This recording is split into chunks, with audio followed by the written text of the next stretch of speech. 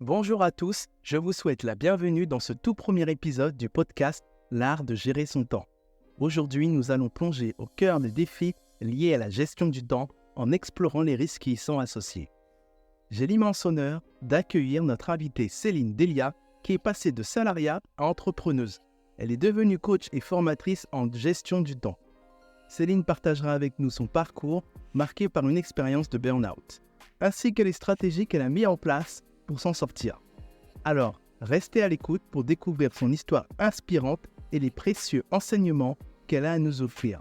Sans plus attendre, je vous invite à plonger dans cet épisode. Bonjour Céline, bienvenue sur le podcast de l'art de gérer son temps. Donc avant tout, je voulais que tu te présenter qui tu es et comment tu es arrivé sur la gestion du temps et explique ta mission à nos auditeurs. Je suis ravie que tu m'accueilles aujourd'hui. Je suis Céline Delia. J'ai passé le demi-siècle. Il faut savoir qu'avant d'en arriver à la gestion du temps, pendant 25 ans quasiment, j'ai été salariée dans le domaine de l'organisation et la gestion, mais de la production. Pas du temps, mais de la production. Donc effectivement, il faut savoir gérer le temps, faire des plannings pour les machines, pour les personnes. Voilà, c'était pas proprement dit de la gestion du temps. Et justement, moi, au niveau de l'organisation et la gestion du temps, j'ai fait des erreurs. C'est comme ça que je suis arrivée à la gestion du temps parce que j'ai eu un peu des accidents de parcours. Qu'est-ce que tu entends par là quand tu dis tu as eu des incidents de parcours? Alors, je suis à un moment donné arrivée au burn-out. C'est-à-dire qu'à un moment donné, on m'a confié la mission d'une équipe de 18 personnes et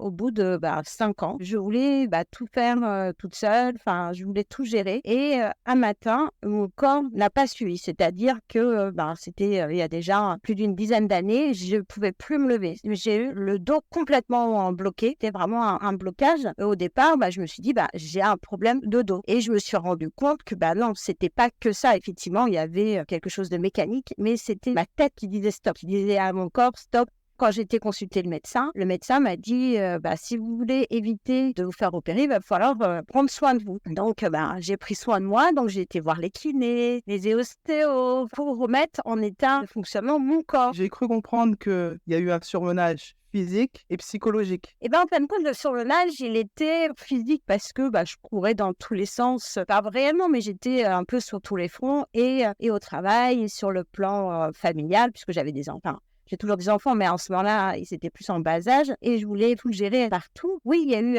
un surmenage. Je pensais qu'au départ, qu'il était que physique, puisque c'est mon corps qui m'a dit stop. En analysant les choses plus loin, je me suis rendu compte que c'était aussi la tête. Quand j'ai voulu reprendre, parce que niveau physique, moi, je me sentais mieux, donc j'ai été voir le médecin du travail. Et à ce moment-là, elle a dit, mais non, je vous laisse pas reprendre. Je lui dis, bon, pourquoi? Je me sens mieux. Elle dit, non, non.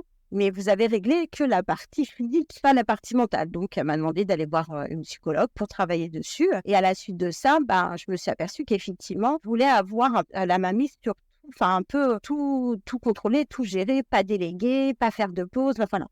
Et du coup, j'ai une formation sur la gestion du temps qui, elle, m'a énormément aidé à travailler, à prendre conscience déjà de ce qui faisait, qui n'allait pas et comment améliorer les choses. Dans le processus, justement, entre l'étape où tu t'es senti en surmenage physique et psychologique, quels sont les signes avant-coureurs? Il y a eu des signes avant-coureurs que je n'ai pas vraiment prêté attention, que quelques semaines, même quelques mois plus tôt, j'avais déjà eu une première alerte où mon dos s'était bloqué. Le médecin a dit, je vais vous arrêter 15 jours. Je dis, oh, non, mais déjà une semaine, je vais me remettre sur pied. Et parce que je me pensais, entre guillemets, indispensable. J'ai l'impression qu'on avait besoin de moi au travail, que c'était important que j'y aille. Et voilà, et c'est vrai que j'étais dans cette dynamique en disant, et j'aimais bien cette euphorie de vouloir tout gérer, de jongler avec tout ce qui était au niveau travail, au niveau personnel, et ça me convenait, c'est-à-dire que je me sentais pas forcément fatiguée, j'étais dans une spirale de dynamisme et je pensais pas, je me serais jamais dit un jour ça va m'arriver. Et moi non plus, je pensais pas. Et effectivement, il y avait des signes avant-coureurs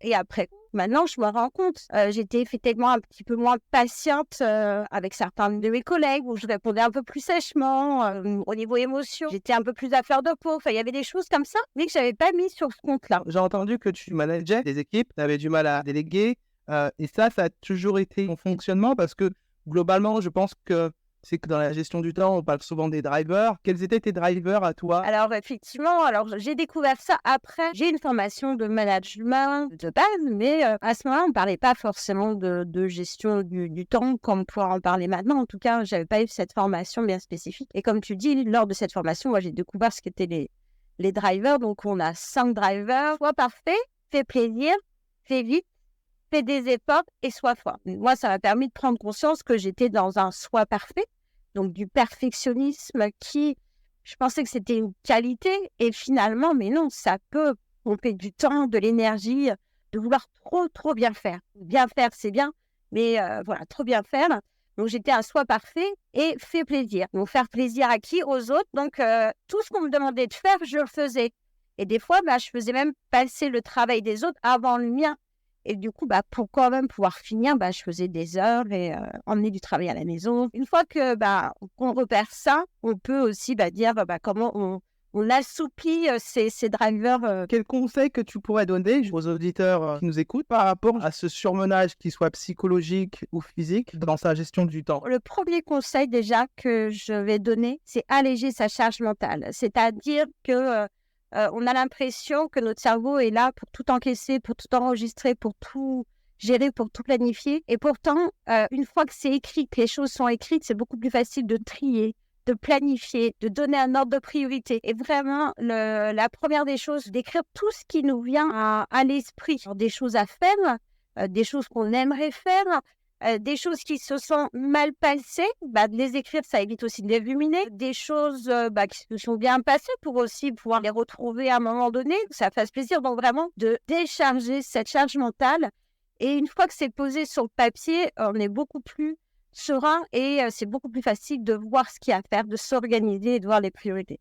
Donc ça, j'ai appris à le faire et c'est vraiment quelque chose qui est pour moi la première étape pour déjà éviter d'aller jusqu'au burn-out parce qu'à un moment donné, on ne sait plus dans quel sens on va et on va avoir tendance à aller un peu partout. Le dernier qui a parlé, on va faire ce qu'il a demandé. Enfin, on peut vite se désorganiser quand on a plein de choses à faire. Donc, c'est déjà se concentrer. Ça t'apprend à ralentir, à prendre de la hauteur sur tes environnements de travail.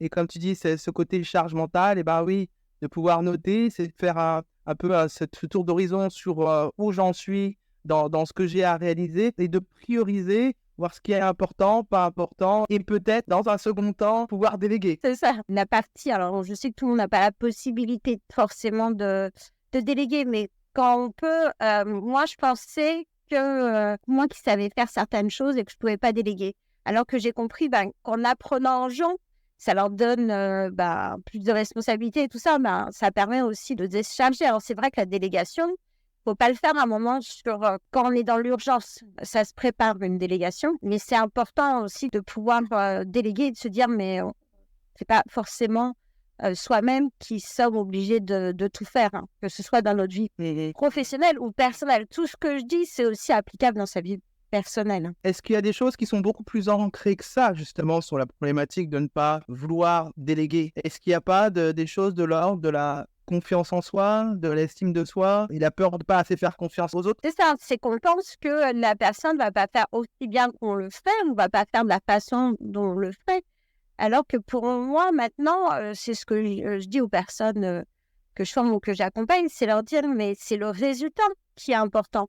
Que la personne, pour aller au point B que vous lui avez demandé, qu'elle ait pris un chemin un peu plus sinueux ou une ligne droite, à partir du moment où le résultat est là, et puis c'est accompagner la personne à la délégation. Et on est vraiment, effectivement, si on ne fait pas confiance à la personne, on peut effectivement avoir des résistances à lui déléguer, alors que à partir du moment où c'est accompagné, ça peut être effectivement délégué. Après, il peut y avoir différentes raisons. Il y en a qui vont dire c'est parce que oui, mais par rapport à la confidentialité, mais c'est aussi toujours une histoire de confiance en l'autre, de dire si elle sait que c'est quelque chose de confidentiel, on lui dit que c'est confidentiel et voilà, il y a plein de choses derrière le fait qu'on ne veuille pas déléguer, mais j'encourage à le faire petit à petit. Ça vient renforcer également la confiance auprès de ses collaborateurs. Le collaborateur à qui on va venir déléguer des missions, bah, il va se sentir aussi valorisé du fait qu'on puisse lui donner des tâches à réaliser. Et puis, comme tu disais, au manager, ça lui retire aussi bien de la charge de travail et de la charge mentale, quoi. Donc, C'est ça. il y a un double bénéfice à pouvoir y arriver. Qu'est-ce que ça t'a appris de toi, cette expérience? On n'était pas obligé de vouloir tout faire et tout bien faire. Il fallait savoir effectivement écouter les signes avant-coureurs. Et je le repère du coup d'autant mieux chez les autres maintenant puisque bah, je suis passée par là. Mais aussi, ce qui était un peu paradoxal, c'est ce que je disais à mes collaborateurs, mais prenez le temps, prenez des pauses. Même pour les machines, on planifiait des temps de maintenance et tout ça. Mais moi, à un moment donné, j'étais rendue à ne plus prendre de pause. Et ben, on s'aperçoit que on a besoin de ces pauses, c'est des moments de décompression où on va mettre notre corps et notre cerveau au repos. Et c'est ça qui va aussi recharger nos batteries, d'être plus efficace derrière. Donc, j'ai aussi appris à comment je fonctionne et à savoir à quel moment il y a toujours des moments où on est un peu plus chargé, mais il faut savoir aussi prendre ces petits moments de pause, de faire des petites respirations de temps en temps pour pouvoir mieux repartir, hein. Recharger ses batteries. Dans ta mission, tu dis que tu es tampologue. Est-ce que tu peux nous expliquer, en tout cas, expliquer la tampologie? Tampologue, c'est effectivement savoir gérer son temps, s'organiser, mais pas de façon stricte, pas de dire il faut que tout soit au carré, tout planifié, mais c'est plus se dire il y a des moments où je sais que j'ai besoin d'être efficace, de passer à l'action, et j'ai aussi des moments où j'ai besoin de faire des choses qui sont importantes pour moi, un temps de partage, par exemple, de prendre du temps avec les autres, mais aussi pour soi, à faire des choses qui nous plaisent. Tampologue pour aussi trouver le tempo de sa vie, de trouver quel est mon rythme de vie. Et souvent, en gestion du temps, c'est ce qu'on dit, on a des moments où on est plus ou moins efficace. Il y a des choses qui sont un peu plus compliquées à faire, de les faire à des moments où on a plus d'énergie. Des choses un peu plus faciles, à un moment où on a moins d'énergie. Donc, voilà, être tampologue, c'est accompagner les gens à ne pas être toujours dans la course. On est dans une société où on a l'impression de courir toujours après le temps et on a beaucoup de choses qui nous renvoient à ça par rapport au fait d'être dans l'immédiateté avec les téléphones portables, les notifications.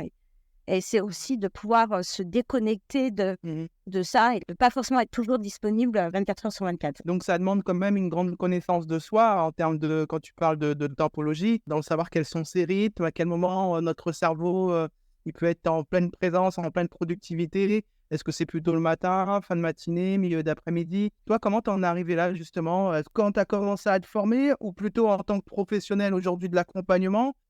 C'est au fur et à mesure du temps, avec aussi l'expérience. Alors, il y avait une partie, bien sûr, la partie théorique, ce qu'on peut apprendre. Et puis aussi, s'écouter. Alors, ça ne demande pas une grande connaissance, mais on sait tous qu'après manger, on a un coup de pompe parce qu'on a mangé. Mais si c'est à ce moment-là qu'on veut faire quelque chose de nouveau, ça va nous demander plus de temps. On va avoir l'impression d'un peu plus galérer. Au bout d'un moment, on sent quand est-ce qu'on peut faire les choses, mais il y a des personnes qui vont commencer par faire des choses faciles le matin et à se dire j'ai un peu plus de mal l'après-midi parce que c'est des choses plus compliquées qu'elles veulent faire l'après-midi. Donc, c'est aussi une histoire de s'écouter. Dans le métier aussi de tampologue, c'est savoir quelles sont ses priorités de la journée, ses priorités de vie. Qu'est-ce qui est le plus important à faire dans notre journée, dans notre semaine, par rapport à des objectifs qu'on a pu se fixer, des choses qu'on a envie de faire. Et c'est ça aussi de dire, savoir ce qui est essentiel et qu'est-ce qui est un peu plus accessoire et on peut différer dans le temps et bien faire la différence entre l'urgent et l'important avec la matrice d'Eisenhower en disant il y a des choses qui sont effectivement urgentes à gérer, il y a des choses qui sont importantes pour nous, mais si on ne prend pas le temps de les faire, on ne les fera jamais. Mais est-ce qu'une personne qui est en phase de surmenage, comme tu as pu l'être à un moment donné dans ta carrière, est-ce que tu avais ce recul? À quel moment tu arrives à prendre conscience qu'il faut fonctionner différemment? Quand on est parti dans cet engrenage-là, soi-même, on a beaucoup de mal à en prendre conscience. Alors maintenant, on en parle plus, donc je pense que soi-même, on peut en prendre conscience, ou alors c'est l'entourage. C'est l'entourage qui va dire non, mais on a l'impression que que tu es fatigué. C'est aussi ce que peuvent dire les gens à côté. Quand on est dans cette spirale-là, c'est important d'avoir un entourage qui nous soutienne, mais aussi des professionnels qui vont nous aider à vraiment s'en sortir. Moi, je sais que si j'avais pas eu certaines personnes à m'accompagner, au lieu d'être arrêtée, parce que j'ai quand même été arrêtée 4 mois, j'aurais peut-être été arrêtée 1 an, 2 ans, comme on entend certaines personnes. Si j'avais pris conscience avant, j'aurais pu aussi raccourcir ce délai-là, ou ne pas du tout tomber dedans. Ça aurait été même encore mieux. Quels sont les risques à ne pas s'écouter? On essaye toujours un peu de tirer sur la corde ou sur l'élastique, un peu jusqu'à temps qu'il lâche. Donc, si on arrive à mieux gérer, ça va un peu éloigner le burn-out. Moi, je pense qu'à terme, ça va donner qu'on n'est pas bien dans sa peau et on va même plus savoir d'où vient l'origine parce qu'à force de traîner des choses, on peut tomber dans une spirale qui peut être la dépression et c'est encore plus difficile à s'en sortir. Quand on est dedans, c'est de se dire, OK, avant vraiment d'aller mal, qu'est-ce que je fais pour aller mieux? Ne serait-ce qu'une toute petite chose, en se disant, mais sur quoi j'ai besoin de m'améliorer? Qu'est-ce que j'ai déjà? Qu'est-ce que j'ai envie de changer? Si j'avais une seule chose à changer, ce serait quoi? Déjà, qu'est-ce que je pourrais faire? Et c'est vrai que dans les gens que moi, je vois, je vois des gens qui arrivent complètement débordés, stressés, qui ne savent plus vous donner de la tête. Donc, déjà, on remet à plein et on voit quelles sont les priorités, qu'est-ce qu'il y a besoin d'améliorer en priorité. Et on inverse la tendance comme ça, c'est petit à petit. Après, oui, en écoutant des choses, en le renseignant par soi-même, mais comme pour tout, ça va toujours demander plus de temps si on le fait par soi-même. Je m'en étais pas rendu compte. J'étais tellement dedans que j'avais même plus le temps de me rendre compte que ça n'est pas. Alors, j'ai entendu tes signes, ça a été blocage de dos. Quels sont les risques qui peuvent amener à une situation que tu as pu connaître ou voir pire? Alors, c'est vrai que moi, j'avais déjà une petite faiblesse au niveau du dos, donc c'est le dos. Mais tu as des gens qui disent, tiens, j'ai mal au genou, je me tords le genou, j'ai des problèmes d'épaule, de cou, des mal de tête, de la fatigue, de l'agressivité aussi, ou des gens qui commencent à être dans la négativité. Et c'est là que l'entourage de avoir cette impression de pas être efficace, de plus avoir le temps de tout faire, chacun est différent dans effectivement ce qui va être ce qui va être déclencheur, mais les symptômes qu'il va y avoir. Et ce qui est plus compliqué, c'est qu'il y a des signes qui peuvent être assimilés à du stress. Alors le stress, on sait qu'à petite dose, ça peut être bénéfique, mais avec une forte dose, on peut effectivement aussi aller jusqu'au burn-out. Donc, c'est déjà quand on sent qu'il y a des choses qui... Parce que moi, j'adore... moi, en métier, j'ai toujours aimé, et j'allais vraiment volontairement au travail. J'ai jamais été à reculons. Ça me plaisait. Et c'était d'être d'autant plus important, c'est que je me donnais à fond, du coup. Et c'est des gens, quand tu es passionné et tu dis non, mais je vais y arriver, et puis jusqu'à un moment donné où ça lâche. Tu disais que tu emmenais même du travail chez toi, tu parles sous ton autorité, mais tu as ton environnement professionnel, le temps que tu passes sur ton lieu de travail. Mais si tu amènes du travail chez toi, ça veut dire que ton temps de ta vie perso est un peu plus réduit dans ce cas. Est-ce que les environnements personnels, ça en pâtissait? Oui, forcément, à un moment donné, en plus de ça, comme moi j'avais des enfants, je ne le faisais pas forcément au moment où ils étaient levés, donc je le faisais un peu plus tard, donc je couchais un peu plus tard. Donc ça a été aussi une fatigue qui était... tu te ressources pas parce que le sommeil est tellement important. Souvent, le sommeil est là comme une variable d'ajustement en disant j'ai pas le temps de tout faire, je vais grignoter un peu sur mon sommeil, mais derrière, le lendemain, tu es moins efficace parce que tu as moins bien dormi, donc, et tu rentres dans une spirale. Donc, bon, après, ça m'arrivait aussi de le faire alors qu'ils étaient levés, mais et oui, et du coup, tu as l'impression de plus avoir cet équilibre, de vie entre la vie pro et perso. Mais plutôt que de rester tard le soir au travail, je préférais en emmener un peu à la maison, un peu beaucoup. Bon, après, ça restait... je m'étais quand même dit, il faut que ça reste de l'exceptionnel. C'était vraiment quand il y avait des grosses périodes de travail. Mais alors, je peux pas dire que c'est plus des choses que je fais maintenant, puisque comme maintenant, moi, je suis à mon compte, c'est la limite est encore un peu plus difficile à séparer. Mais maintenant, je vois quand je sature et je dis, OK, là, on va prendre l'air, on va faire un peu une balade ou autre chose. Et il y a des choses qui peuvent attendre. Et vraiment, se dire, on n'est pas obligé de toujours faire dans l'urgence et savoir différer certaines choses. D'accord, ok. Donc, tu as appris déjà, de ce que j'entends, à prioriser, à prendre plus soin de toi, à te dire, à aller respirer, et d'où cette notion de tempologie, quoi, dans ces différentes segmentations.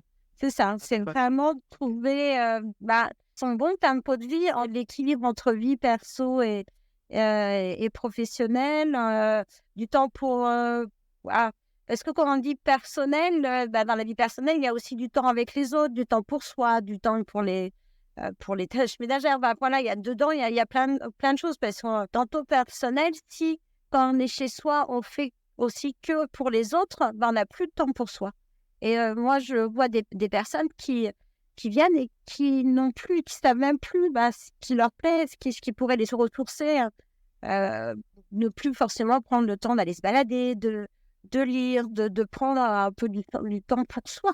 Et ça, c'est Oui. aussi très important, hein, de savoir s'extraire, s'isoler, d'être un peu dans sa bulle de temps en temps, hein. Mais même au travail, hein, de temps en temps, de dire, hop, là, je demande à ne plus être dérangée. Parce que moi, j'étais sollicitée en permanence et ce que j'avais appris à faire, c'est de m'octroyer au moins 1 heure dans la journée en disant, là, j'ai besoin de me concentrer.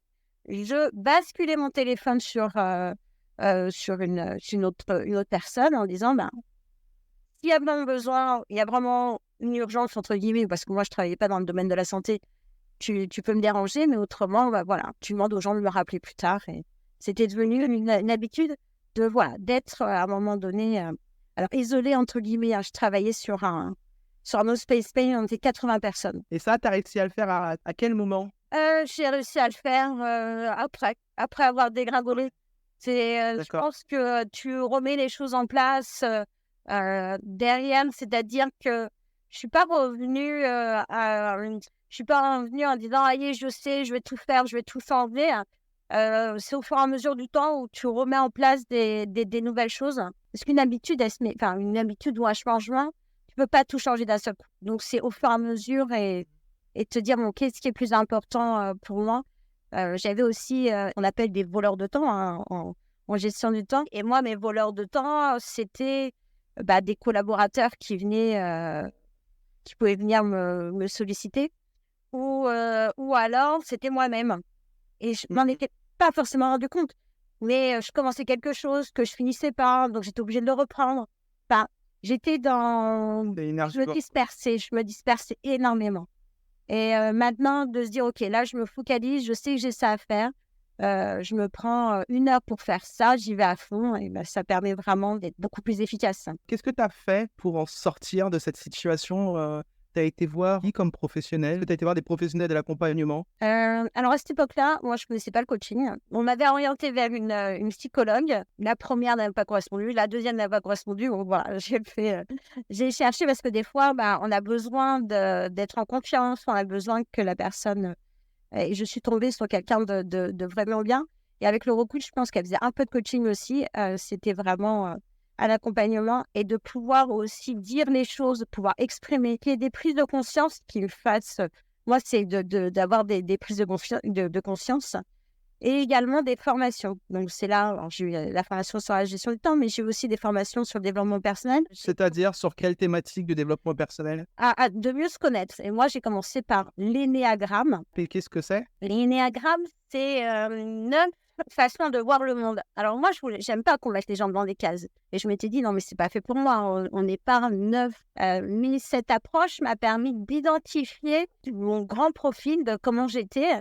Et il y a toujours un bon côté d'un profil et il y a le revers de la médaille. Et d'en prendre conscience, ça permet aussi de s'améliorer. Et puis, petit à petit, voilà, j'ai continué à creuser, à essayer de mieux me connaître, de mieux comprendre. Et ça m'a permis aussi de me dire, tout le monde ne fonctionne pas de la même façon. Et j'ai une manière de fonctionner, mais qui n'est pas la même pour tout le monde. Et ça m'a permis aussi de... Après, j'ai fait sur la communication. Enfin, et j'ai eu tout un parcours où j'ai voulu changer. Et là, au moins où j'en suis arrivée aujourd'hui, c'est que j'ai aussi l'opportunité, même si voilà, mon travail me plaisait énormément, j'ai eu l'opportunité, il y a eu un départ collectif, c'est-à-dire que ils ont proposé, s'il y avait des personnes qui voulaient quitter l'entreprise, d'être accompagnées. Donc, j'ai pu préparer mon projet, et c'est là que je me suis dit, mais moi, ce qui m'est arrivé, j'ai pas envie que ça se reproduise pour d'autres. Donc, je me suis effectivement spécialisée sur tout ce qui était gestion du temps. Je forme aussi quelques managers et puis accompagner les gens à vraiment vouloir mettre en place un projet de vie qui leur tient à cœur. Quelque chose qu'on va mettre de côté parce qu'on n'a pas le temps, parce qu'on ne sait pas par où prendre, parce qu'on n'a pas de soutien. Et de se dire, OK, là, j'ai envie de mettre ça en place. Et voilà comment j'en suis arrivée à faire du coaching. Et ce que je voulais dire, c'est qu'il faut faire attention parce qu'on confond souvent le coaching avec du mentorat. Le coach n'est pas là pour vous dire, vous devez faire ça. Moi, tout ce que je vous ai dit, c'est mon parcours. Quelqu'un que je vais avoir en face de moi ne va pas forcément avoir les mêmes problématiques. On a chacun, on disait, des drivers différents, des personnalités différentes. Et le coach va être là pour accompagner à la prise de conscience et de dire qu'est-ce qui peut vraiment correspondre à la personne. Donc, on va l'accompagner à trouver ses propres solutions, de se dire qu'est-ce que tu peux mettre en place pour mettre des changements dans sa vie. Et c'est ça. Donc, moi, j'ai eu une formation de coaching en neurosciences motivationnelles. Donc, c'est vraiment d'encourager la personne à se mettre en action et à passer à l'action sur ce qui est important pour elle. Tu as été voir une psychologue qui avait une compétence de coach. Et puis, tu as fait des formations sur le développement personnel. J'ai fait des formations en gestion du temps. Ouais, ça, c'était la base, développement personnel. Et puis, après, c'est des lectures, c'est aussi dans le discuter. Il y a plein de... il y a plein de choses qui maintenant permettent d'écouter des podcasts, par exemple, des choses comme ça. Il y a plein de choses qui permettent aussi de s'ouvrir. Mais des fois, on reçoit des informations, mais on ne sait pas quoi en faire. Et d'accompagner, d'avoir cet accompagnement.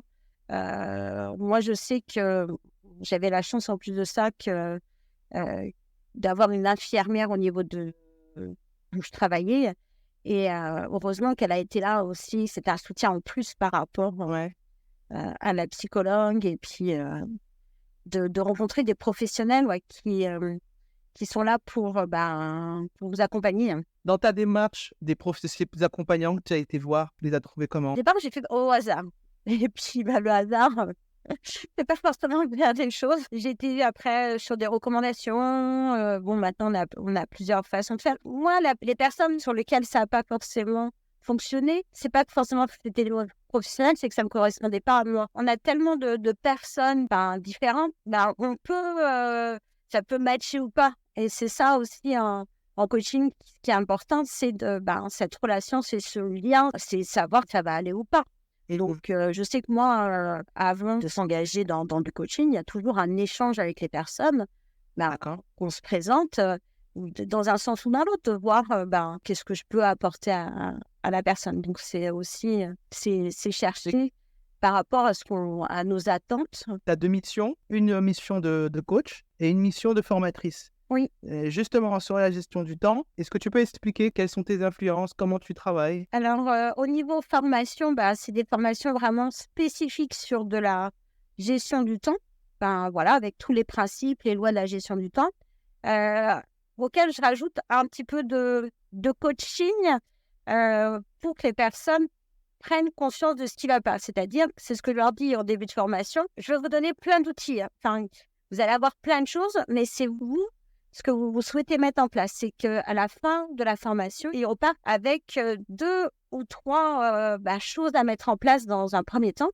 Et puis plus tard, ils en mettront d'autres en place, mais se dire, je repars avec ça à mettre en place. Et ce ne sera pas forcément la même chose que l'autre apprenant qui est à côté, que le collègue, que quelqu'un d'autre. C'est que chacun reparte avec ses propres outils à mettre en place. Et après, au niveau coaching, comme c'est plus individuel, on va plus rentrer en profondeur, voir où il y a des blocages. Alors oui, aussi au niveau des formations, je fais des formations sur la gestion du stress, la procrastination, pour les gens qui sentent qu'ils ont un blocage pour passer à l'action.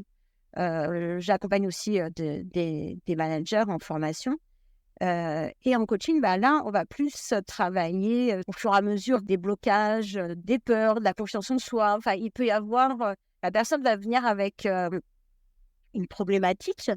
Et puis, au fur et à mesure des séances, on va voir sur quoi il y a besoin de travailler. Il n'y a pas un programme d'établi. C'est beaucoup plus personnalisé, hein. D'accord, ok. Et sur de la formation, quelle est ta cible? J'ai des entrepreneurs, Et il y a des salariés, il y a des managers. J'ai aussi des étudiants, qui dans leur cursus, maintenant, on parle de plus en plus de soft skills, des savoir-être, et la gestion du temps fait partie des savoir-être, donc on leur a inclus ça dans leur programme. le savoir-être, pour rappel, pour ceux qui ne le savent pas, ça va être tout ce qui va être autour des compétences sur le développement personnel, gestion du temps, gestion du stress, du leadership, la confiance en soi, l'estime de soi. Parce qu'on a les savoir-faire, c'est toutes les compétences techniques qu'on peut avoir, hein. Et comme tu dis, oui, les savoir-être, et de plus en plus dans les entreprises et puis dans sa vie personnelle. C'est bien de pouvoir aussi avoir ces savoir-être. Voilà, on demande aussi aux salariés de plus en plus d'avoir ces compétences. Alors, des fois, on se dit, non, mais moi, je connais les principes, je sais gérer mon temps. Et moi, je vois des fois des personnes qui arrivent en formation et on les a pas obligés à venir forcément, mais on leur a dit, tiens, choisis une formation, et c'est ça qu'ils ont choisi. Et qui se pensaient déjà d'être organisés. On apprend toujours. Mais moi, j'apprends encore. Mais il y a des choses que je n'ai pas encore mis en place. Comme quoi, quand tu dis que tu apprends encore, tu apprends sur quoi? J'apprends sur moi, sur des façons de faire des choses. Et puis, on a aussi des évolutions de choses. On est de plus en plus envahi de mails et tout ça. Donc, à gérer, qui peuvent aussi prendre du temps. Donc, il y a des choses qu'on met en place au fur et à mesure de ce qui se présente. Donc, personne n'est parfait. C'est ça que je veux dire. Mais c'est surtout trouver ce qui peut être le plus pénalisant dans sa vie, et qu'est-ce qu'on a envie d'améliorer en priorité. Et c'est travailler là-dessus pour après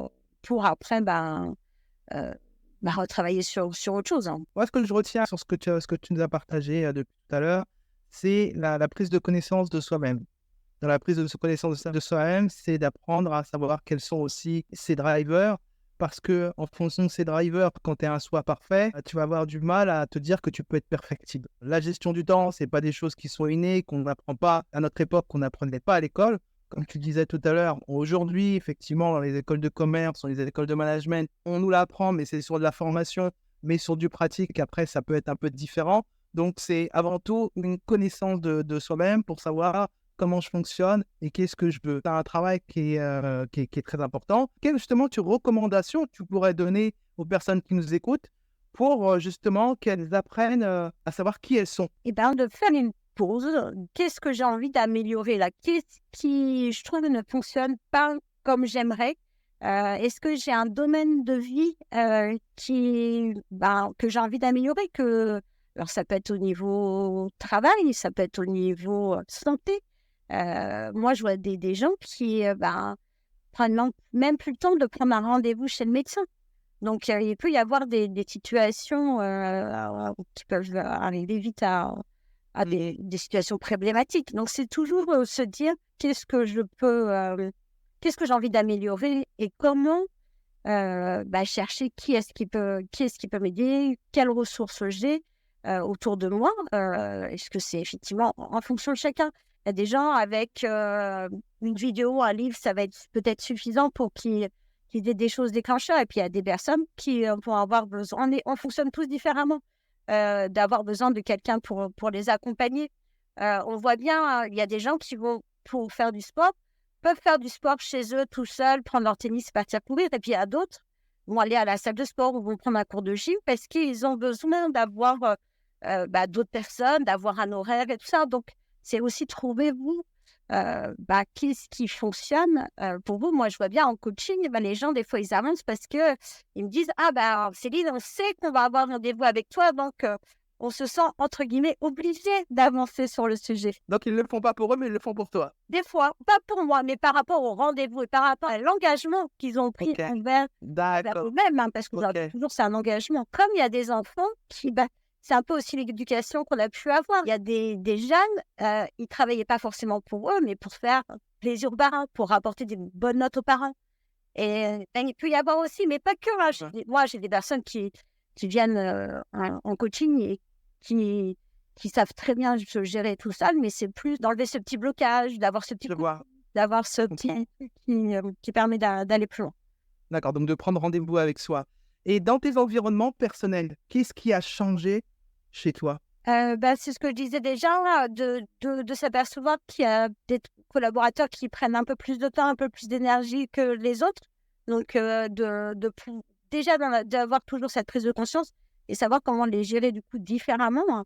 Éviter aussi de se faire polluer par des collègues.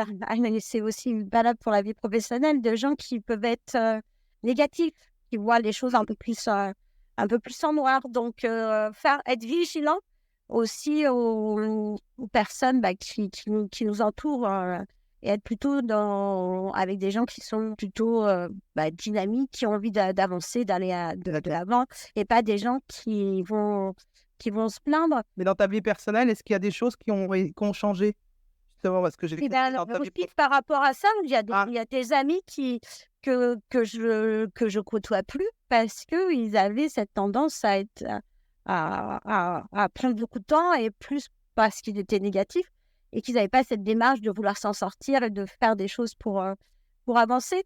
Il y a aussi quelque chose où je l'ai fait, alors inconsciemment, maintenant, je sais que c'est quelque chose qui est profitable, c'est que j'ai arrêté d'écouter les informations, des choses qui sont très négatives.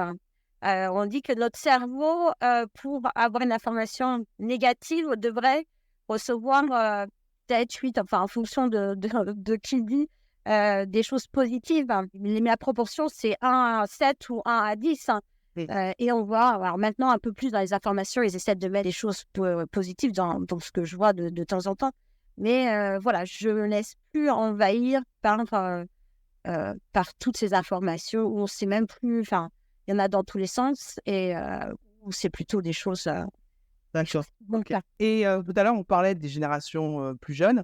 Oui. Est-ce que tu as remarqué que les générations plus jeunes fonctionnent différemment que les anciennes générations? Alors, je pense que déjà, les jeunes, ils ont compris, alors qu'ils n'auraient peut-être pas forcément une retraite tout de suite, et ils ont peut-être eu aussi des parents qui se sont usés au travail, qui ont consacré beaucoup de temps à leur travail et moins de temps à leur famille, et ils ne veulent pas retomber dans ces schémas.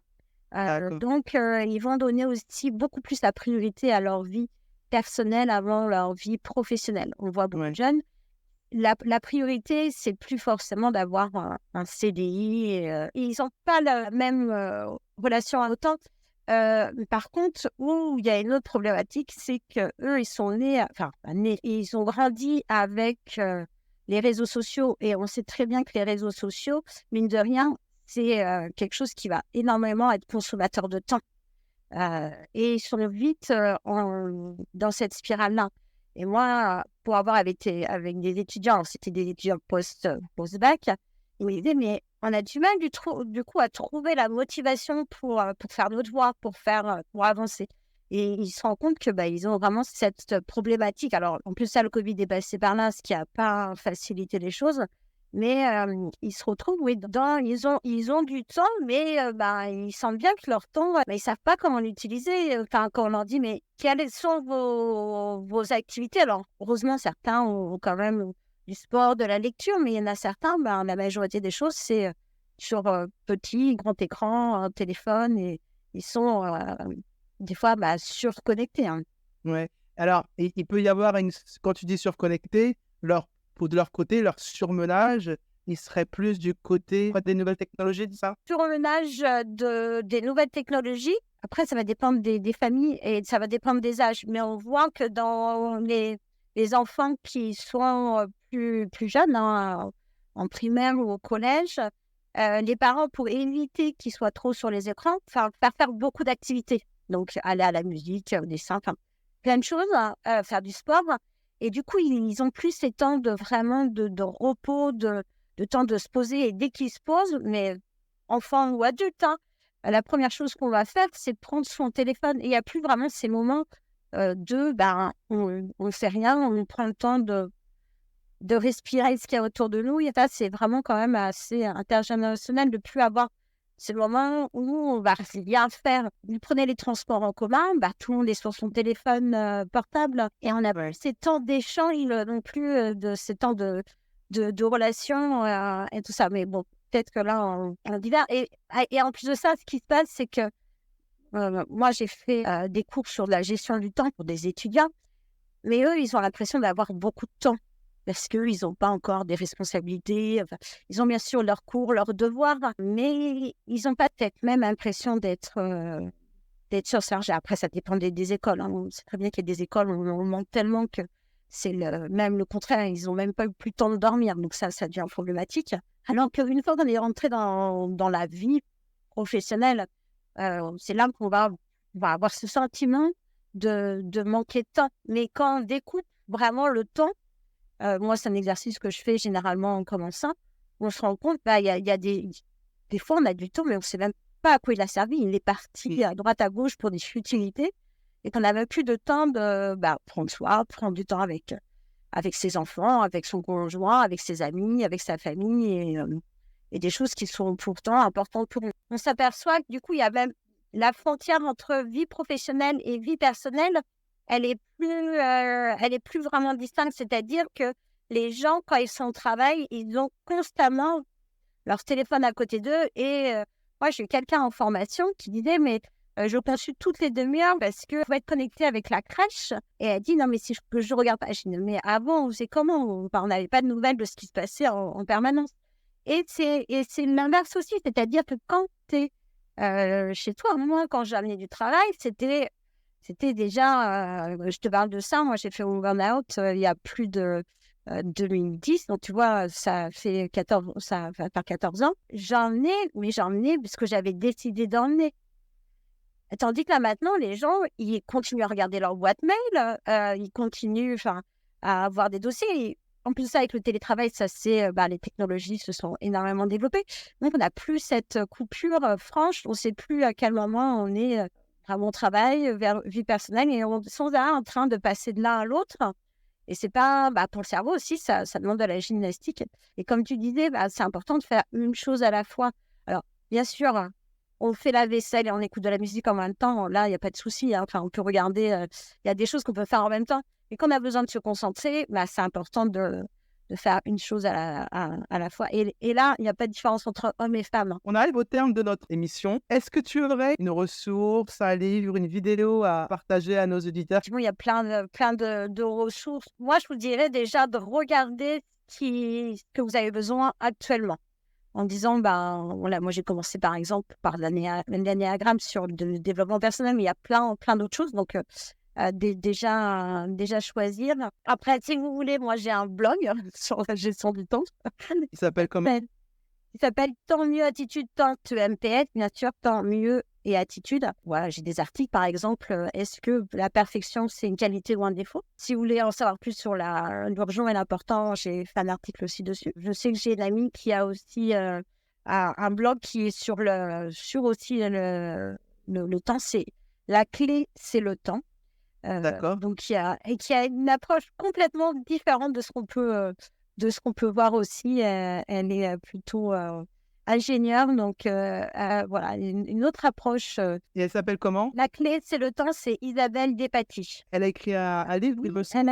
Elle a écrit aussi un livre, c'est Le manager est un voyageur du temps. Je l'ai interviewée, ça va bientôt sortir aussi en vidéo si vous voulez voir qui elle est. Cette vidéo, on pourra la trouver sur quel type de plateforme? Alors, j'ai une chaîne YouTube qui s'appelle aussi Temps mieux attitude, si vous voulez voir, j'interviewe aussi de temps en temps des personnes. Peut-être que j'aurai la chance d'interviewer Chris prochainement. Avec grand plaisir. On prendra rendez-vous après l'émission. Et où est-ce qu'on peut te trouver donc? Sur ton blog, sur ta chaîne YouTube? Ouais. Si vous souhaitez prendre un rendez-vous, échanger avec moi sur un accompagnement, sur mon blog, il y a un petit calendrier pour prendre un rendez-vous gratuit, une petite demi-heure, sur quoi je peux vous accompagner sur la gestion du temps ou sur l'accompagnement d'un projet que vous voulez mettre en place. Je mettrai les liens dans la description de l'émission. J'imagine que tu as une page LinkedIn. Oui, Céline Delia, DELIA, et bien sûr à LinkedIn.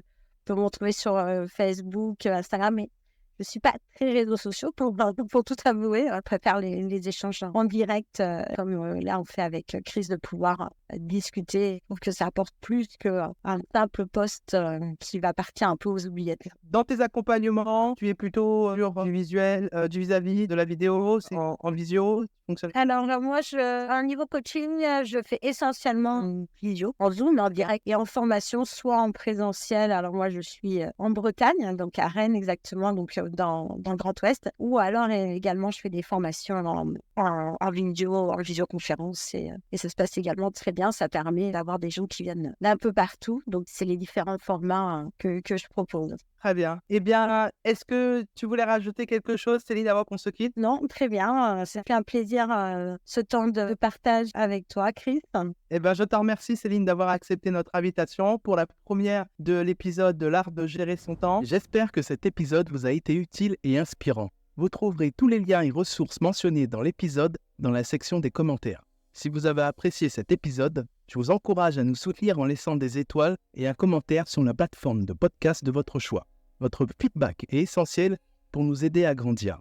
Je vous souhaite une excellente continuation, que ce soit pour la suite de votre journée ou de votre soirée, et je vous dis à très bientôt pour notre prochain épisode où nous continuerons à explorer l'art de gérer son temps et à maximiser notre productivité. Alors, restez connectés.